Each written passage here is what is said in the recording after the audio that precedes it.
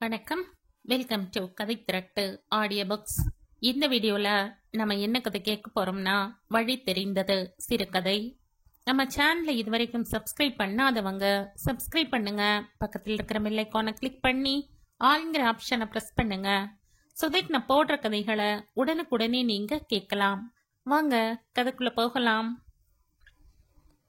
சாந்தி, நீ எப்போதான் உங்கள் அப்பா கிட்ட நம்ம விஷயத்தை பற்றி தைரியமாக பேச போகிற?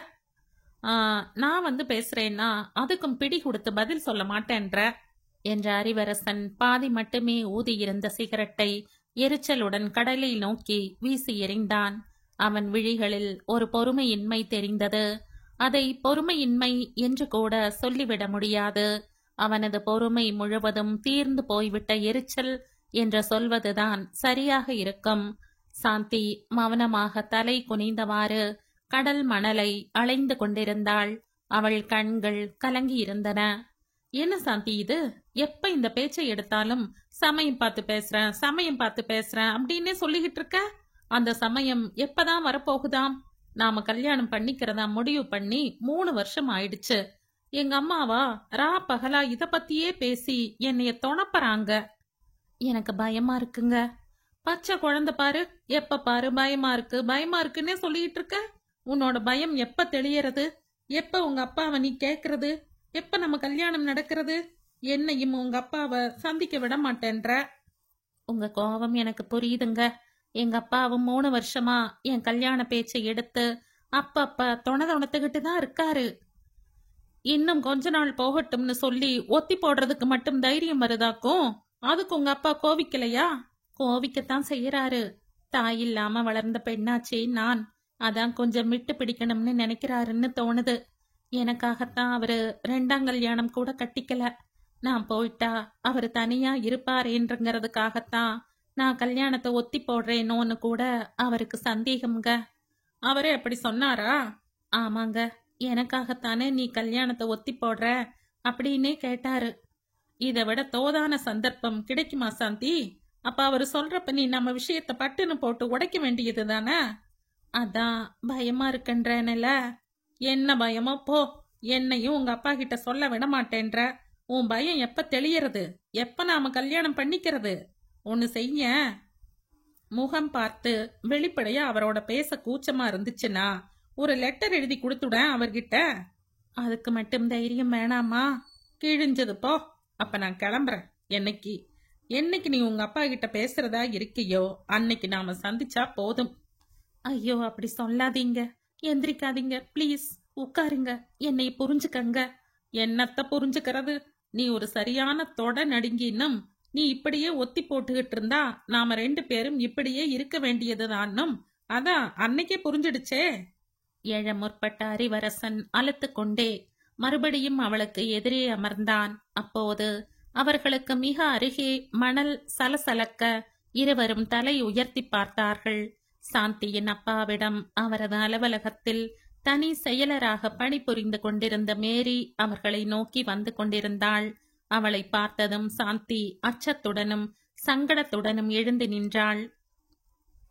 என்ன சாந்தி என்று சிரித்து கொண்டே வினவிய மேரியின் பார்வை அடுத்து அறிவரசன் மீது பதிந்தது. முன்பின் அறிமுகம் இல்லாத போதிலும் சாந்தியின் காதலன் என்று யூகித்து கொண்டதன் பேரில் அவனையும் பார்த்து அவள் அரை புன்சிரிப்பு சிரித்தாள். அந்த புன்னகையின் பொருளை புரிந்து கொண்ட அறிவரசன் சங்கடத்துடன் நெளிய சாந்தியின் முகம் சிவந்தது. அவர்கள் சொல்லாமலே அவர்களுக்கு அருகே உட்கார்ந்து கொண்டதில் இருவருக்கும் அதிகமாய் சங்கடம் ஏற்பட்டது. எழுந்து நின்றிருந்த சாந்தியின் கை பற்றி, உட்காரு சாந்தி, உங்கூட நான் பேசணும் என்றாள் மேரி. நீ வேணா என்ன கவனிக்கல, ஆனா நான் அடிக்கடி இங்க வர்றதுண்டு.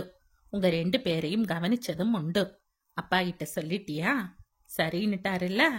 கொஞ்சமும் தயக்கமின்றி அவள் விஷயத்துக்கு வந்துவிட அறிவரசன் வாய் அகன்ற புன்னகை காட்டினாள். இவள் மூலம் அப்பாவுக்கு சொல்லிவிடலாம் என்கிற நம்பிக்கையால் சாந்திக்கும் நிம்மதி ஏற்பட்டது. இன்னும் இல்லைங்க. ஏன் சாந்தி, சீக்கிரம் சொல்லி சம்மதம் வாங்கிடு. காலத்துல கல்யாணத்தை முடிச்சுக்கங்க. சாந்தி தலை குனிய அறிவரசன் அந்த வாய்ப்பை பயன்படுத்தி கொண்டான். அப்பா கிட்ட சொல்றதுக்கு இவ ரொம்பவே பயப்படுறா மேடம். ஏன்? என்று வினவியபடியே மேரி சாந்தியை கூர்ந்து கவனித்தாள். நான் வேற ஜாதி மேடம். அதான் தாழ்ந்த ஜாதியாம் நானு, அதாவது அரிஜன். இவங்க ஜாதி இந்துக்களாச்சே. இவங்க உடம்புகள்ல ஓடுற ரத்தம் எங்க உடம்புல ஓடுற ரத்தம் மாதிரி சிவப்பா இருக்காதாமே, வேற நிறமால இருக்கும். அறிவரசனின் குரலில் கிண்டல் வழிந்தது. சாந்தியின் தலை இன்னும் தாழ்ந்தது. இத பாரு சாந்தி, இப்படியெல்லாம் பயந்து செத்தா நம்ம காரியம் நடக்காதுமா. இவ்வளவு பயம்னா காதலிக்கிறதுக்கு முந்தி யோசிச்சிருக்கணும். எப்ப கல்யாணம் கட்டுற எண்ணத்தோட பழக தொடங்கிட்டீங்களோ அந்த பயம் தயக்கம் எல்லாத்தையும் மூட்டை கட்டி வச்சுட்டு அப்பா கிட்ட தைரியமா நீ பேச வேண்டியதுதான் நியாயம். அத பத்தி தான் மேடம் இப்ப கூட நான் இவளோட சண்டை போட்டுக்கிட்டு இருந்தேன். நான் வந்து பேசுறேன்னா அதுவும் கூடாதுன்றா. என்ன சாந்தி இது? என்னப்பா, எனக்காக வேண்டி எவ்வளவோ தியாகம் பண்ணி இருக்காரு. 35 வயசுல பொஞ்சாதி செத்து போய் அந்த சின்ன வயசுல இருந்து என்னை ஒரு மாற்றாந்தாய் வந்து கொடுமைப்படுத்துவாளோன்ற பயத்துல கல்யாணமே கட்டல. அவரோட மனசை எப்படி நோக அடிக்கிறது தான். மேரி குபீர் என்ற வாய் விட்டு சிரிக்கத் தொடங்கினாள். ஒரு முனைப்பான சங்கதியை தான் சொல்லி இருக்க இப்படி விழுந்து விழுந்து சிரிக்க அதில் என்ன இருந்தது என்பது புரியாமல் சமயா சமயம் தெரியாது சிரிக்கும் அவளை சாந்தி தன் விரிந்த விழிகளால் ஏறிட்டாள். அறிவரசனுக்கும் கூட அவளது அந்த சிரிப்பு பொருந்தாத ஒன்றாகப்பட அவனும் அவளை வியப்பாக பார்த்தான். சாந்தி, என்னோட சாதி இன்னதுன்னு தெரியுமா? அதான் உங்க பேர்லயே தெரியுதே, கிறிஸ்டியன். அது சரி, ஆனா நாங்க என்ன கிறிஸ்டியன்ஸாகவோ பிறந்தோம்? இல்ல, 20 வருஷத்துக்கு முந்தி எங்க குடும்பம் கிறிஸ்தவ மதத்துக்கு மாறுச்சு. அதுக்கு முன்னாடி நாங்க அரிஜன்ஸ்.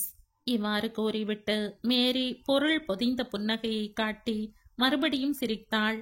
இருவரும் அவளை ஆச்சரியத்துடன் பார்த்தபடி இருந்தனர்.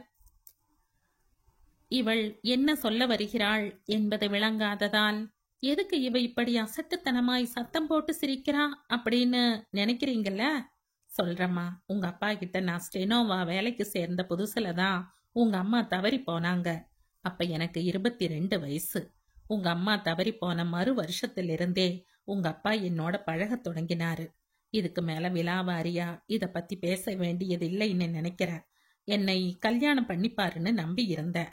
ஆனா அப்பப்ப என்னை லாட்ஜுக்கு கூட்டிட்டு போனதோட சரி. அப்பெல்லாம் நாங்க அரிஜன்ஸ் மட்டும்தான். அதுக்கு அப்பால தான் கிறிஸ்தவங்களானோம்.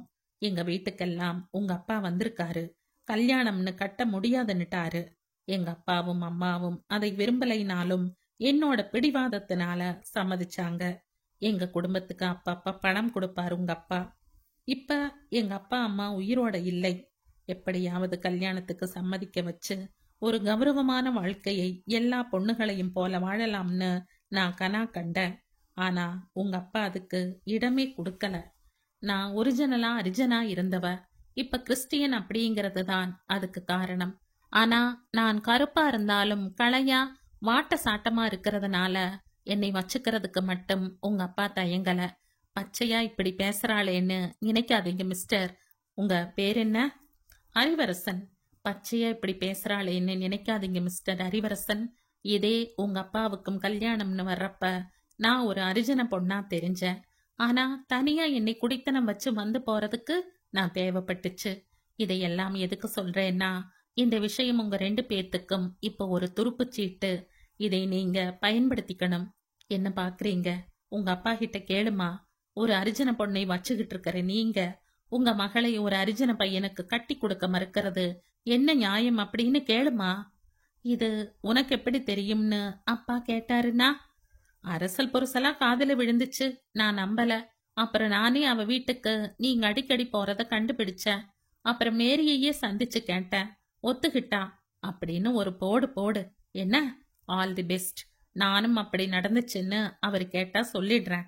போன ஞாயிற்றுக்கிழமை நீ வெளியில எங்கேயாச்சும் போனியா? போனேன். உங்களுக்கு எப்படி தெரியும்? எனக்கு எதுவும் தெரியாதம்மா, சும்மா விசாரிச்சேன்.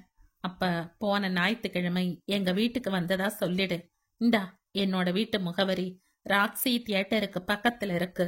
நீ போய் சொல்றதா அவர் கண்டுபிடிச்சிட கூடாதில்ல என்ற மேரி அவளிடம் தனது முகவரியை ஒரு தாளில் எழுதி நீட்டினாள். அப்போது அவள் விழிகள் நீரில் மிதந்து கொண்டிருந்ததை பார்த்து சாந்தி பதறிப்போனாள். என்ன மேடம்? என்னோட வாழ்க்கை பாழா போயிட்ட மாதிரி உன்னோட வாழ்க்கையும் ஆயிடக்கூடாதுமா.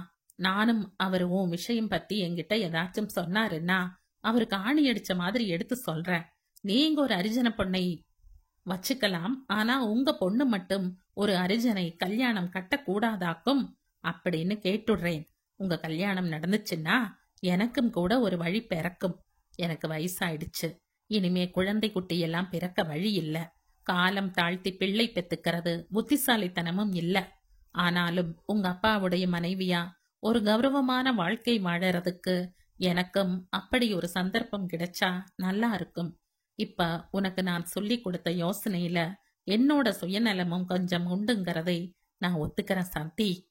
மேரி கண்களை துடைத்து கொண்டாள். சாந்தி நகர்ந்து அவள் அருகே அமர்ந்து அவள் கன்னங்களில் தன் கை குட்டையால் ஊற்றித் துடைத்தாள். இதுக்கு மேலையும் சாதி கீதின்னு எல்லாம் பேசுறதுக்கு அப்பாவுக்கு வாயே வராது மேடம். நானும் உங்களுக்காக அவர்கிட்ட பரிஞ்சு பேசுவேன். இன்னிக்கே பேசு. இன்னும் 2 மாசத்துல வர தீபாவளி உங்க தலை தீபாவளியா இருக்கட்டும் என்றாள் மேரி.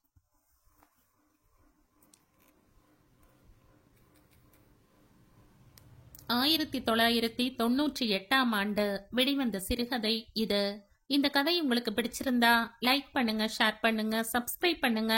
மற்றும் ஒரு இன்ட்ரெஸ்டிங்கான கதையோட அடுத்த வீடியோல சந்திப்போம். பை. தேங்க்யூ.